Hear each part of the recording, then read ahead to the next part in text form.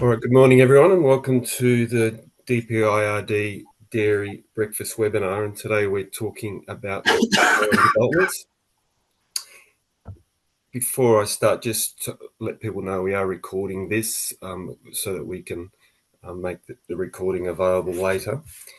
Also, I'd like to acknowledge the traditional owners on the lands in which we're meeting around New South Wales, all around the country, and pay my respects to elders past, present, and emerging. So, I think it's pretty well recognised that dairy farm development can be a very complicated process, various levels of approvals and requirements, and DPIRD has been undertaking some work in the past few years to try and help facilitate dairy development where possible. So the first thing that we did was update the Dairy Environmental and Development Guidelines that was released last year. But the second thing which we're focusing on today is the My Farm Planner tool. So, excuse me, we have Wendy Goodburn from DPIRD from the Land Use Planning team, and Wendy will head over to in a moment, but she'll be going through the tool and its benefits. Lara Harmon from OneBlink, who helped build it. Terry Tui, who's dairy farmer up around Casino area, helped with testing it and making sure it was sort of fit for purpose. And we've got Tom Middlebrook, who we're actually using his farm today for demonstration. So we're going to try and keep questions to the end if possible. We'll have a time at the end for questions. So have I got everything, Sheena? Yeah, I think that's good, Ken. Thanks. All right. Well, I'll hand over to Wendy and we'll get straight into it. Thanks, Wendy. Thanks, Ken. So I'm excited to discuss the My Farm Planner tool today, which was released in just September of this year after about 18 months of development. So the tool itself is it's digital and it's a pre-lodgement tool for dairy, but it's also for horticulture, poultry and agritourism. And basically it's user-friendly. So you don't need any training or anything to use it. And it's an online platform and it assists farmers to guide them through the development application process, providing specific information and helping farmers to lodge their application. It translates information about the proposed development into practical step-by-step process for understanding the necessary approvals and other information that's required. So if we go to the next slide, thanks, Sheena. So Ken mentioned how complex the development application process is, and there's a diagram there to the left which puts the farmer in the middle and all the different requirements that come from planners, state agencies, other New South Wales or other government agencies, and also pressures from local residents and also the consultants are in the mix there as well. So the challenge for primary producers and new entrants is it's an extremely difficult and complex area and challenging to understand and let alone comply with the different development requirements. So when initiating a new farm development application, there's a lot of planning legislation and regulations at the state and local level, and they impact the siting and design of the proposed development. So there's been lots of incidences where farmers, local planners and the community have been unaware of or misinterpreted the requirements, and it's resulted in hindering a lot of proposed on-farm developments. So why are we doing this now? Well, it's basically because of that poor experience with the DA process and the financial implications. But also there's been a rapid growth of intensive agriculture in New South Wales, dairy farms as well as other intensive agriculture. It's intended for small to medium scale farms and basically sort of new entrants and farmers wanting to upgrade their proposed development, their farm. And there's also been a lot of community opposition in response to various issues, and particularly at that sort of small to medium scale farm level. Next slide, thanks. Sheena? So there's a range of people we spoke to in wanting to develop this tool to get their insights and their information and their knowledge about the development application experience, because we, government public servants, don't have a lot of in-depth information about what's actually going on out there in the real world as far as people's specific experiences with the development application process. So we spent the time to actually dive quite deeply into having a look at what the issues that people were having and why they were having those issues. So we interviewed dairy and horticulture farmers across 6 locations in New South Wales and spoke to DPI development officers, industry bodies, council planning officers, the dairy industry, local horticulture groups, and also cooperatives. And we asked a range of different questions, and the questions that we asked on the right-hand side there. So what their development application journey was like, for instance, what was the catalyst for commencing the development application, how they felt about the DA requirements that they needed to meet from after they got the approval, the impacts of the process on their business and the challenges and the likes from the current process, and where they went to for information. Okay, thanks, Sheena. Next slide. So here's some highlights that we actually discovered, insights that we discovered from that process. And, there was a lack of communication between development, the farmers and the councils and consent authorities. There was a lack of clarity on significant complex issues, especially with regulations and requirements. So some, there was different interpretations of what that actually meant on the ground. And also financial burdens for the length of time that was taken to receive the approval and carry out the requirements. So it became clear to many farmers that there was a need for specialised knowledge and expertise, and there was a need for early conversations and a clear guidance that would greatly assist. So some of the quotes, so there's several quotes there on the right-hand side, but one of them was, a couple of them, there's one that said, I considered selling my farm and moving elsewhere to avoid the DA process, and no one could tell me what I needed or who I needed to speak to about this. So that's just some of the frustrations.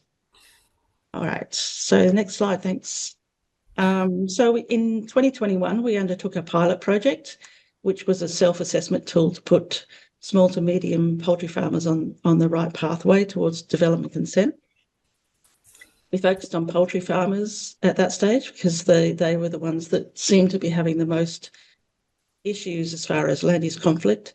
So we embedded all the rules from the local environmental plans and other legislation, as well as guidelines and some best practice, and made it interactive so that it was easy to understand, and people are able to view the development risks and the complexity of a proposal, and then evaluate how they develop their property to reduce those risks. So it reduced the self-assessment time in advance of submitting a DA from between 6 to 12 months to just 10 minutes. So people could basically have the relevant information that they needed in 10 minutes rather than spending, upwards of up to 12 months trying to get all the right information, or more in some cases.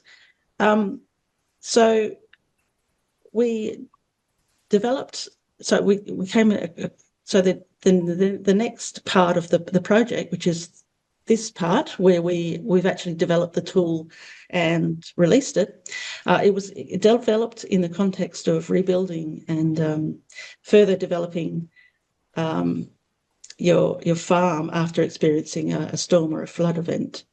So natural disasters increase the need for people to mitigate the risk. And at a time when they're already experiencing stress and pressure from natural disasters, there's a need to make the DA process even easier. So we received some funding from the Storm and Flood Industry Recovery Program, and and the project was run between 23 and 25. So we included dairy, horticulture, poultry, and agritourism, and it included a lot more spatial data layers than the pilot project did. So just the next slide, thanks, Sheena. In terms of what the tool actually, how it operates, so we developed a map and some rules. So the classifications as far as the zones and the permissibility was embedded into the tool. So the tool actually, once you've answered a number of questions going through the tool and drawing on the map, it enables a lot of information, all the information that you need to be pulled up. So it retrieves zoning information for the local environmental plan for any of the farm activities on your property. It identifies whether a development therefore is permitted with consent or without consent or prohibited in any of the zones, specifically your RU1 and your RU2, which are the rural agricultural type zones. And as far as with the rules, they're pulled from the legislation, and also the guidelines are embedded into the tool. So the map was included to identify the property, so you can actually see your own property when you put the address into the tool. And then the user can draw their proposed development features on the map and then pulls the relevant information. So other information is gathered from questions, which activates the rules and the guidelines. So all triggered rules from the map and the questions determines the development pathway, which is displayed on a summary sheet at the end. And that summary sheet can then be taken to councils or consultants or anybody really that you want to talk to about the proposed development. Next slide, thanks, Sheena. So these are all the data layers that we used that's contained in the tool and become activated when you draw on the map.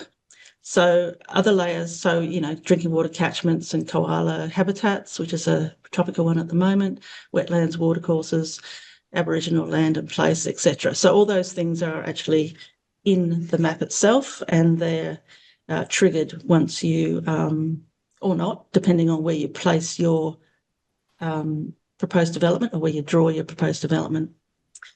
There's other layers that are planned for the future, which we haven't embedded yet, and things like historical floodlines, where buildings are, so that's general cultural areas, and electricity lines at schools, for instance. And sensitive receptors, so things that, like schools or residences that are particularly sensitive to things like dust, odour, noise, etc. They can also be provided by the person drawing on the map and drawn on the map. And then the distance requirements can be calculated. For instance, if there's a buffer requirement for 500 metres from a proposed development to any dwelling that's not associated with the property, you can draw the location of the dwelling, and the tool will calculate the implications of that. So in that case, if it's combined with 800 cows, then the development would fall into designated development category requiring an EIS rather than the local development category, which requires just a statement of environmental effects. So, yeah, that's the advantage of that. Next slide, thanks. Sheena, thank you. So the tool basically, in essence, helps farmers by streamlining their development applications and also providing location-specific planning advice and hopefully saving time and money. So it speeds up the process, reducing the time to prepare and lodge a development application, as I mentioned before, to as little as 10 to 15 minutes, and it saves money. So eliminating the need for expensive consultants, or if consultants still are required, giving the farmer greater confidence in dealing with consultants.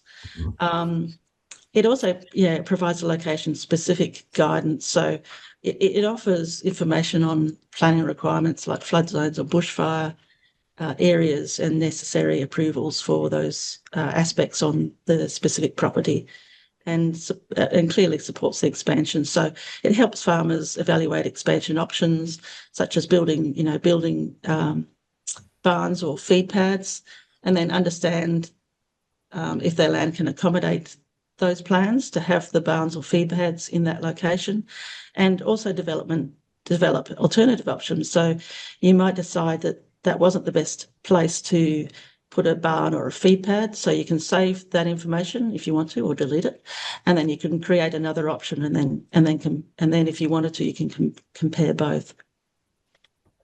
Next slide, thanks, Sheena. So My Farm Planner, where it fits, it actually fits into a suite of tools and guidelines.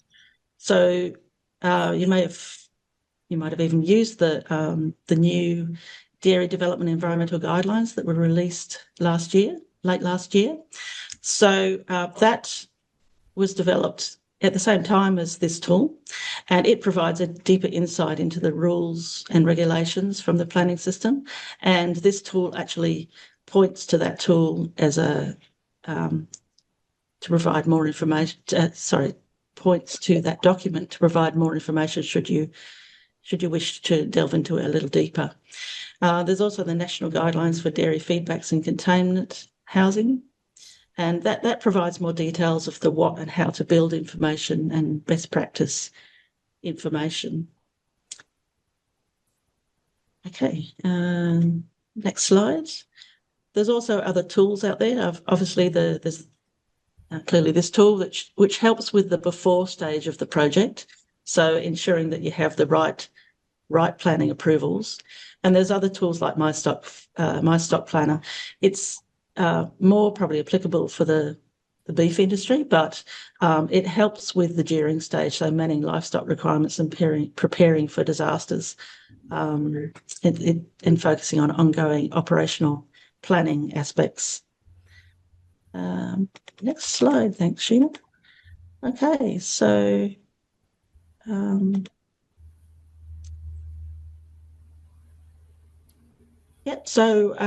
I'll introduce you now to Lara Harmon from OneBlick, who is going to run through the example of a dairy farm at Tom Middleton's dairy farm from the Gloucester area. And Tom is a dairy farmer and has kindly agreed to use his farm as a demonstration. So I'll pass it over to you now. Thanks, Lara. Thank you very much. Sorry, Lara, I'll just interrupt. Tom has literally just joined us. So welcome, Tom. Thank you. Hi, everyone. Sorry, mate. You're right. right on cue, Tom. Sorry, Lara, back to you. No problem. I'll take over the share. In that case, I'm going to take my video off just for bandwidth, essentially. So, Lara, shall I stop sharing this screen now? Yes, please. Okay. And share. Can everyone see my screen? Okay. Yep, that's good. Yep. Perfect. Okay, so when you follow the link that we had at the end of Wendy's presentation, essentially you'll come to the My Farm Planner app, of which you'll see both the form or the tool for My Farm Planner and the ability to resume a draft. So if you are, for example, halfway through an assessment and you want to leave and come back to it, we offer that ability to do so, and I'll show you that shortly. But in this particular instance, we're going to go to My Farm Planner. And as I say, I've got a couple of drafts already saved. One earlier this morning, and then one previous to that as well. But in this particular instance, I'm going to go to New. So here's our landing page, essentially just with some explanations around how it works, and as mentioned, which industries we're open up to.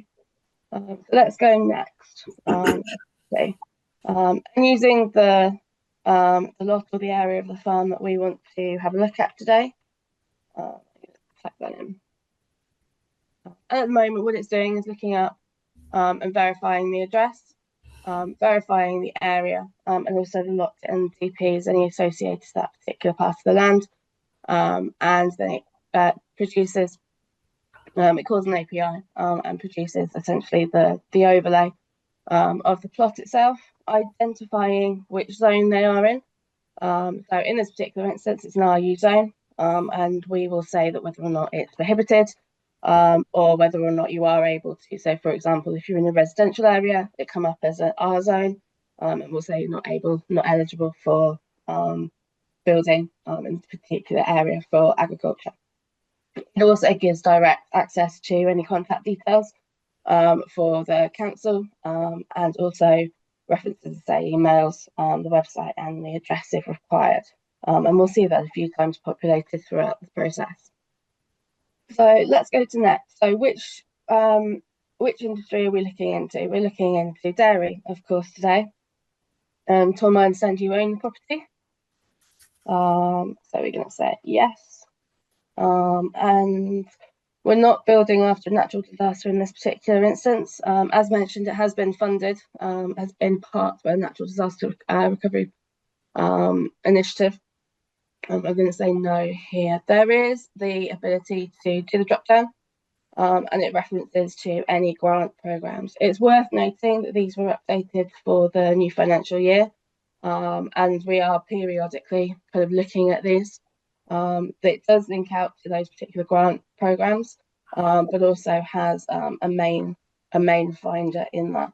From that particular point of view. So there may be changes and legislation changes that we just need to make sure that we keep on top of when providing the tool to you.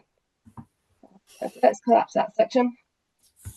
And then let's go next. So what are we doing on the farm? So I understand from yourself, Tom and Wendy, that developing a new farm, expanding a new farm. They're going to put a bit of information about it. So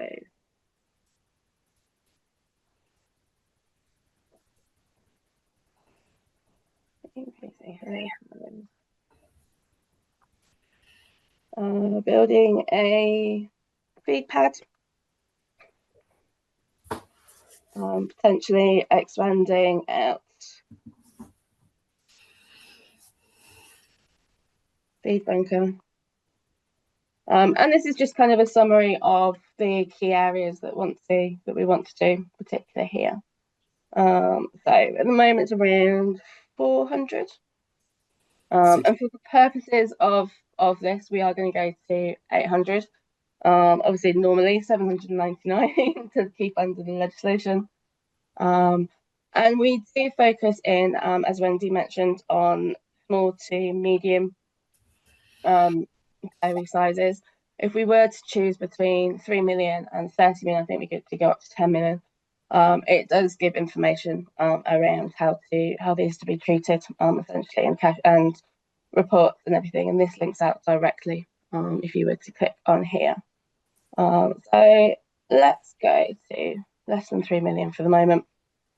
And dairy complex, cows in particular. I understand on the robotic dairies in the future, but not particularly necessarily for right now. So we're going to say no to building if we were going to say yes. And as you go through, it gives us options from that particular point of view. And then building updating. So we know that we want to do feeding infra and animal housing, and also reduce feed storage as well. So Let's go with loose housing and the concrete feed pad. Did we want to do a basic feed out area as well?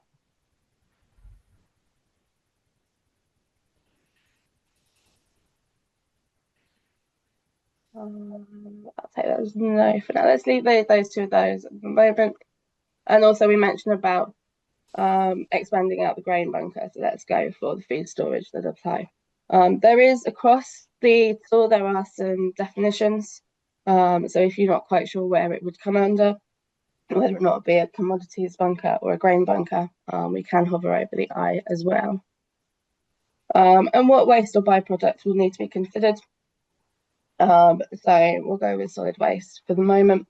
And there is a definition and reference to the particular Waste Act, but you'll also see at the end, when it comes to the summary, we've got some more details, certainly around waste and byproducts and effluent areas and everything. Excuse me, sorry. So let's have a look at water management. So is your proposal building earthworks within 40 metres of the top of a bank of a watercourse, lake or estuary? Let's say no. And will you undertake works within or under on a waterway or proposal for your proposal? So this doesn't look new. So before we went out to the field, it was quite a generalised question. This is to do with your proposal, not what's existing, essentially. So are we expanding out from what's already there, or are we going to make any changes compared to what's already there? In this particular instance, I am going to say yes.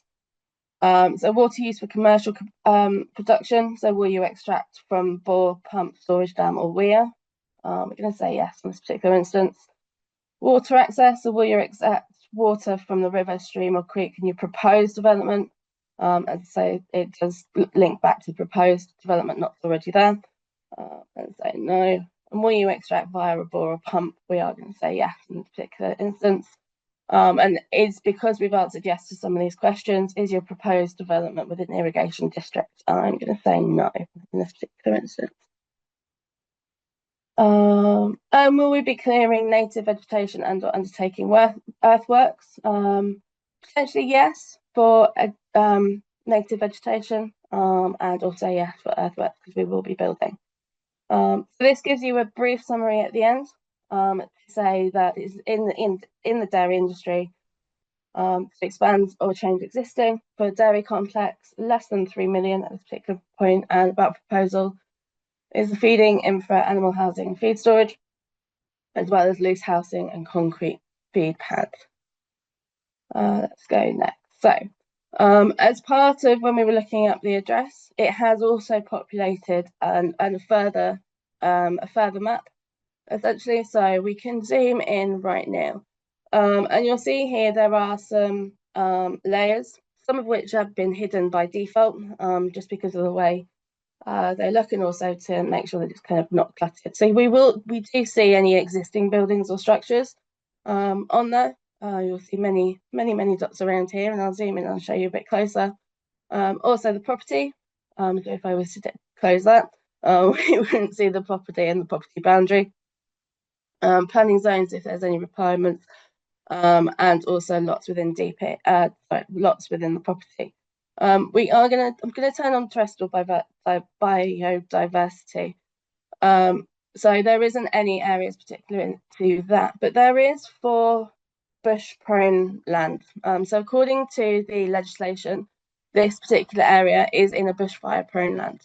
So there will be automatically be flagged that there will be some extra steps in there, and it can influence the results to a certain extent from that particular point of view, depending on what we do as well.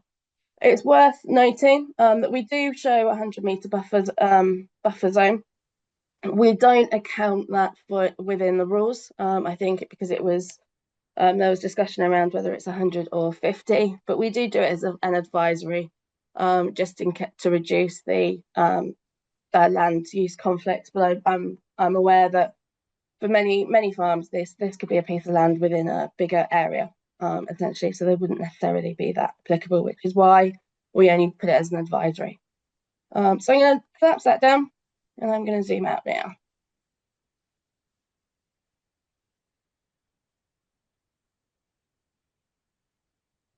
And I'm also, for now, going to take off the bushfire land.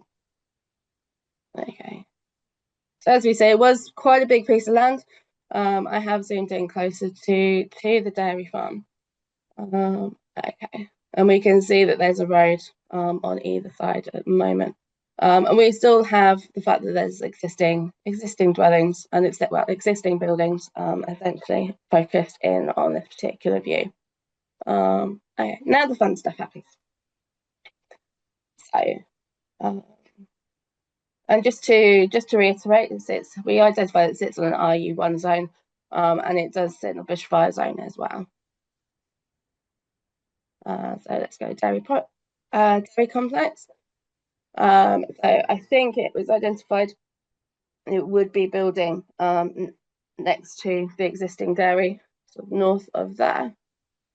So I'm going to go here. So to start drawing, you can do a dot essentially, so I can mouse click, and we do now show the distance as well. So let's go 40 meters. Keeping it steady. Yeah.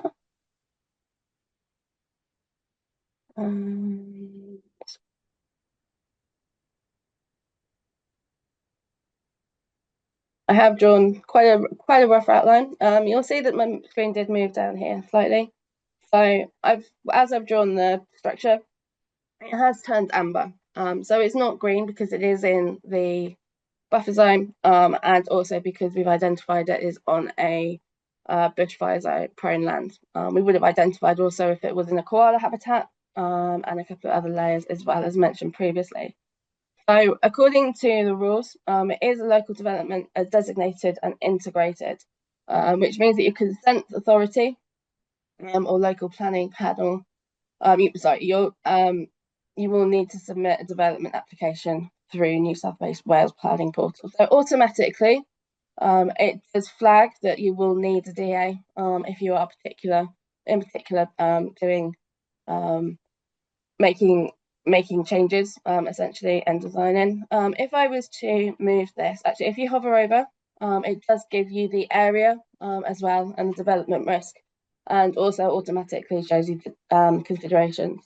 If I was to move it outside of my boundary, it will call the rules again, and as you can see, it's turned red.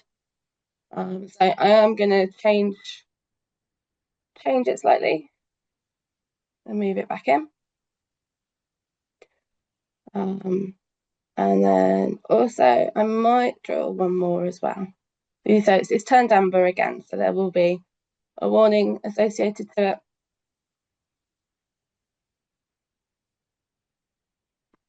When I click on it, I find the area of it.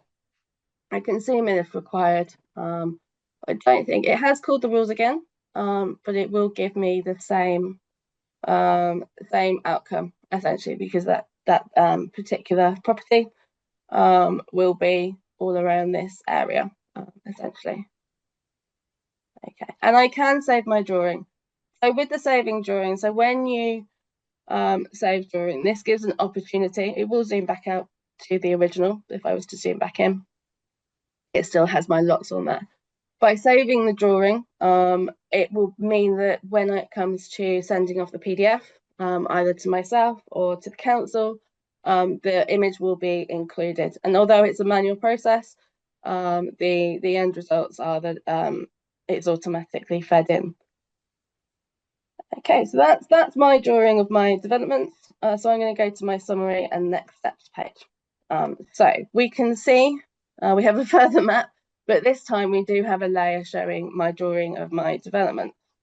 Again, it reiterates kind of the farm development proposal and has reference again to the council details. So if I wanted to pick up the phone now to the council, if there was an issue or I had any questions, I've got easy access to them. And it reiterates the designated, but expands it out to say what access to the different planning secretary environment assessments and dairy development guidelines as well. So as mentioned, obviously these were developed. They were also made into a web form as well. So they're published on the web. So it's got easy access as where possible. We put it to sent it to the right section for you as well. So let's go back here and we'll see that further down as well. So this is a further quick summary that you can click and hide, but it actually shows you kind of the main points around needing for approvals and permits or licenses. So we know that we're going to need the Bushfire Safety Authority and approvals for clearing native vegetation. We may need a report for the environment impact statement and the statement of environment effects as well. And your proposed development is actually, in this particular instance, near an education facility as well. So it's something to be mindful of, to look into that legislation. So let's go down into, I am conscious of time, but let's go down into the breakdown of legislation and regulations. So this is quite a section. So we've got the development and controls, so tech development controls. So this is point 1 essentially. So this is the first port of call. And it does have, again, it has links out to the various environment guidelines to give some more information. Your land zone for RU1 under council, so local environment plans as well. And as we mentioned, it doesn't come up with you don't need consent. You are likely to need consent, but these are where to consult as well and to get information from. We'll have a look at the environment considerations. So all these, so approvals and licenses. So as we mentioned, bushfire prone land. We have detected that your proposal development is on bushfire, land increase bushfire zone. So any information around this and any bushfire protection as well, you may need to consult and look at as part of the TA. So this gives you the ability to actually home in onto those areas. Environment considerations, big topic at the moment. So we've got air quality, clearing of native vegetation, erosion control, noise impact is one, and pollution control as well. In specific, I know I'm rushing through a little bit. In specific, the dairy guidelines. So these are for your particular industry. So, and in particular, the grain silo or bunkers. So because we selected a grain bunker, essentially, so anything associated to that, these are the kind of key elements to where to look and what to include, and also byproduct management. We did select around some byproduct, and these will appear anyway, but it's definitely a consideration for what we're particularly doing. So it does give, the end result does give you a very detailed view of where to contact and what to look up and what considerations there are. So you're starting from the planning process. Where do I look first? This is the first port of call, essentially. And that feedback that we did have on the map essentially automatically says whether or not, because it does come back, whether or not it's prohibited. We went outside the boundary and we knew it was prohibited. But it could be inside the boundary and in a koala habitat and automatically be prohibited as well. So those thoughts and process could potentially stop here. Where it's not stopped there, it comes into this area. And as mentioned before, we can close the sections so we don't have to constantly scroll down. We do give you the option to send the PDF in the summary, and as I mentioned, the image will also appear of your plans. We're doing some work around how we can narrow that zoom in. So obviously it zooms out quite a bit. It's a substantial piece of land. So we are doing some work in the next iteration to say, actually, can we take a picture of a zoomed in approach, kind of like the map at the top of here as well. So if I wanted to send it to anyone, I can do. In this particular instance, you see I've got testing emails for DPI. I'm going to send it to myself. I can add another recipient and I can add a note as well, and I press send. So I'm not submitting to DPID. I could be submitted to a consultant, I could be submitting to the council, or sending a copy, I should say, rather than submitting. Sending a copy of my proposal for feedback. And as mentioned previously, I can save a draft. I don't have to be logged in at this time, but I do if I was to move to a different device and I wanted to, I'm doing this on my laptop, but I want to take my tablet into the council office, I would need to create a profile. So I'm going to call it Dairy and Larry. So I've saved that. So if I wanted to, I can resume my draft. It says unsynced at the moment. As I said, I haven't created a profile. If I was to create a profile, and it can use any address, and there's also self sign off. These would sync then to account, and I could move devices as well. And I can return to it at any time. So let's go to the one that I saved earlier, and it takes me back to the place where I was. So this is one that I was doing earlier as well. I can continue. And that's pretty much a short overview of the tool. It hasn't taken me too long, as well as talking through it. So I shall hand back to Ken. Thanks, Lara. Just before you go, if where you had drawn the box and it was orange because it is in the buffer zone, if you had dragged that box away from the buffer zone, would it have turned green? It wouldn't have turned green, only because it was within a bushfire zone. But if it wasn't in a bushfire zone and it was outside of the property boundary or the advisory property boundary, yes, it very much likely would have turned green. And you could potentially just move it around to find the least number of issues if you had flexibility to move something around the farm, couldn't you? Yes. Yeah. It is literally just pick up the structure, or pick up the drawing, I should say, and you can move it, you can resize it, you can, and the rules will, whenever you click off it again, the rules will run, the API will run, and it will give you back potentially give you back a different result. So whether or not it's prohibited, whether or not you need consent, whether or not you don't need consent as well. So it will change colour accordingly. And if, because you put in the property address and that must bring up the main farm, but if Tom owns next door, which I don't know whether that would come up, and therefore the buffer isn't applicable because he actually owns the neighbour property. I'm just not quite sure how that works. Okay, so because it does look at the lots, and it does look at how it's subdivided, as Terry mentioned, or if the land is subdivided essentially. Because the buffer zone is only an advisory, when it comes to that DA approval, that can be mentioned in there, or it can be mentioned at council to say, actually, I do own the neighbouring. There isn't neighbouring property. There isn't any conflict.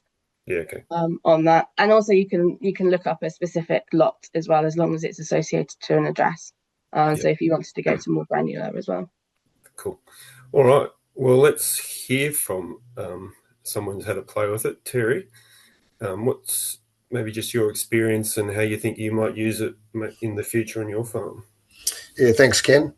Yeah, look, it's something the farmers face on a day-to-day basis. You know, we're all trying to grow our businesses, and what's the best way to do it? And having a tool like this that you can sit around the table with your family or whatever that's in the business at that level, and you can throw some ideas out and say, okay, we want to expand, say, the feed pad area where we've got it. We can put it on there, and as Lara says, it popped up to tell us that, you know, we're in my case, I'm getting too close to the highway, you know, that zone.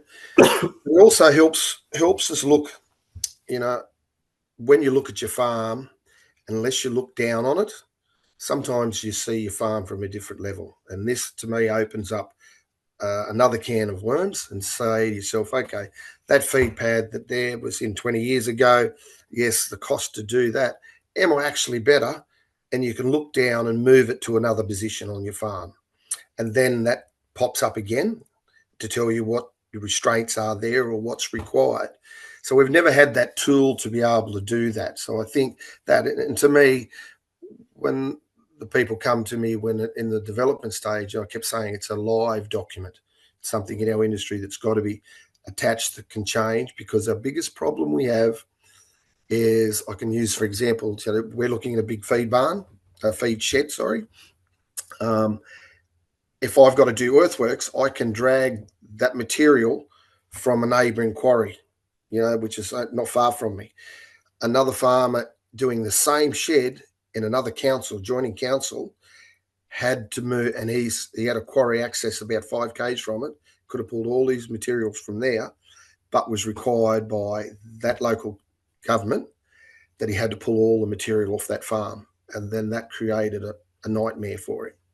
So I think to help some of the councils, there needs to be a lot more streamlined through, and I'm hoping that this will start the councillors, the DA process, that there might be a bit more streamlined, saying, well, in this part of the state, they don't have a problem with it, and we're up at this part of the state. So, those people that have never dairy farmed in their life don't really understand, but they know to do their job.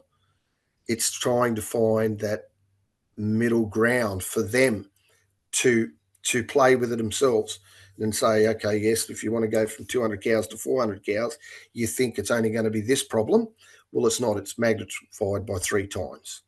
So effluent system pops up and says, okay, we're inadequate. So this is like having a consultant that I can turn on and off at my own tap, and it's not costing me any money. And I think that's something that we really have been lacking. And as I say, it'll go across sectors. We're in intense industry, feedlotters, the chicken industry, we're all in the same bed together. And I think the rules need to be very similar for all of us.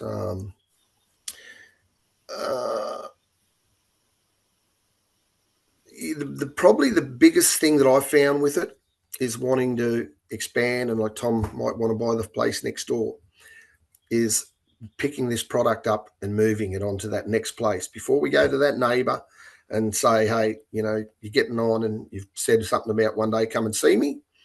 You can do all your background before you start and say, this is feasible, or no, it will only ever be cattle running dry stock, say, for example.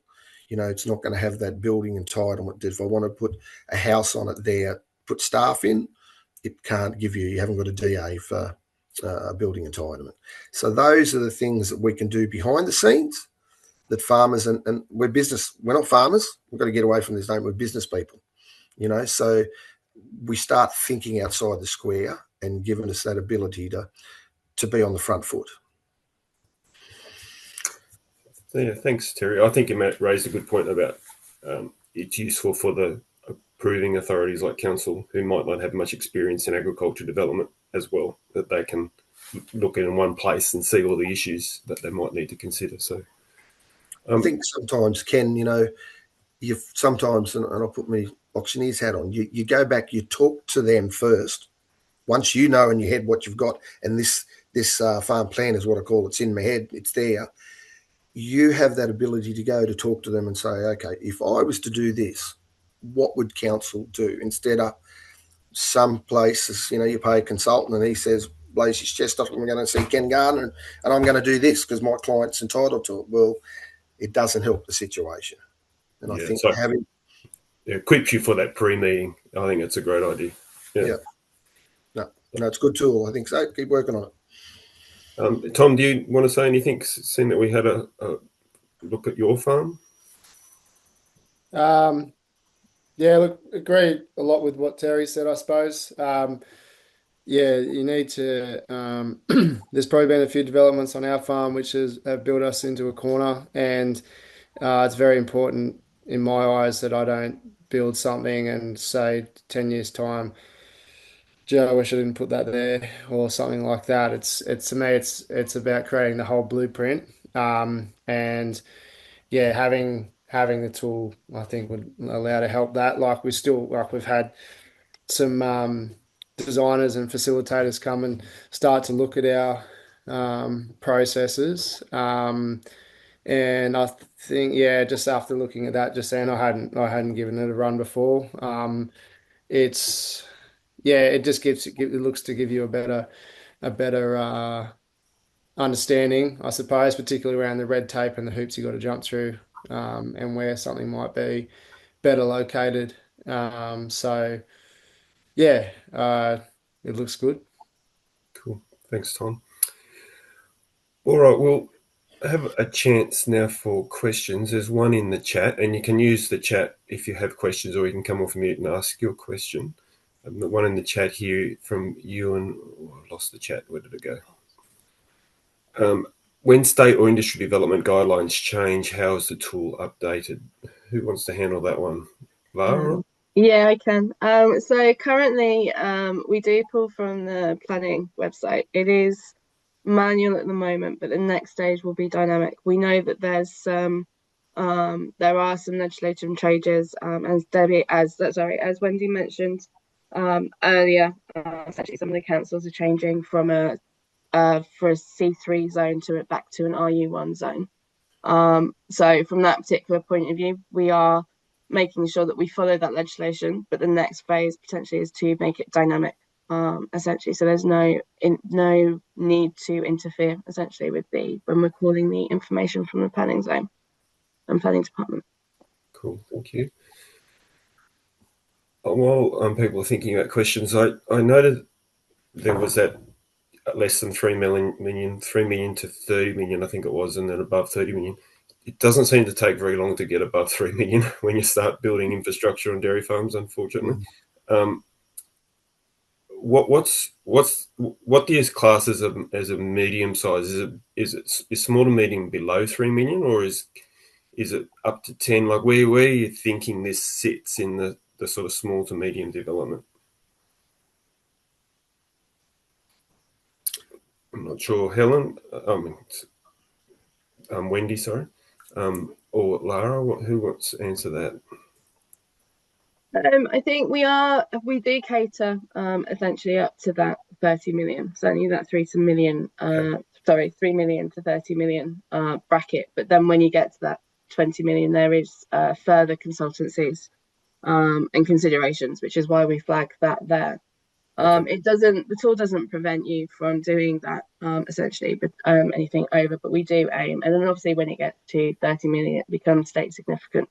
So that's kind of where the tool, although you can do the drawings from a planning point of view, you are advised to go to for state significant further resources essentially to proceed with that. So we did have that conversation in the kind of initial building process to whether or not to fully stop and hide all the things to do.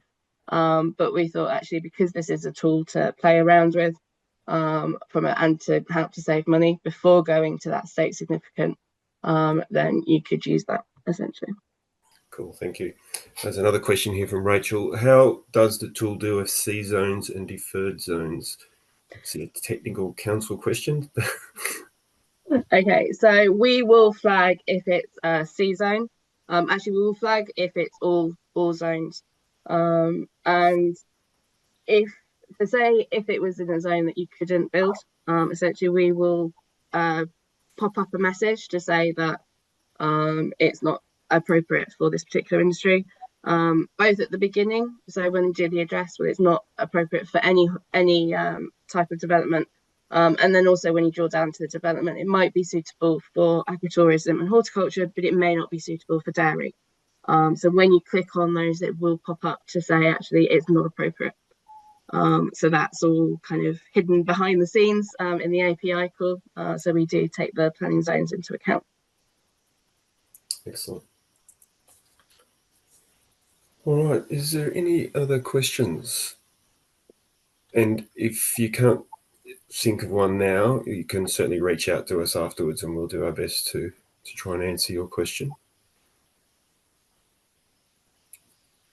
Just might pop up that slide sooner, thank you. So there's the QR code to access where the tool sits on our website. There's also a couple other tools available in information. So there's the Dairy Development and Environmental Guidelines and the Farm System Evaluator online tool. That's a Dairy Australia tool. So there's a number of really useful tools that are farmers and industry can access to help with development and planning. Might just go to the next slide, please, Sheena. Just a few things coming up just before we close off. So for those who are interested, there's the Dairy Research Foundation Symposium coming up in a couple of weeks' time, 26th and 7th of November, is that right? Yes.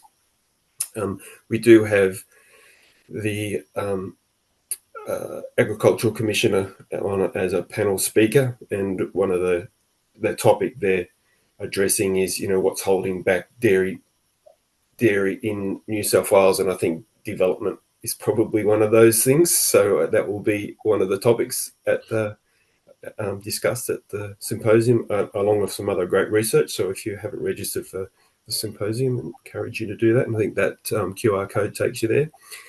The next webinar, we'll be talking about the New South Wales Dairy Farm Monitor data for 2024-25. So that will be mid-December. So keep an eye out for that next webinar, and we'll go through all things Dairy Farm Monitor results and the financial physical performance of the New South Wales dairy industry.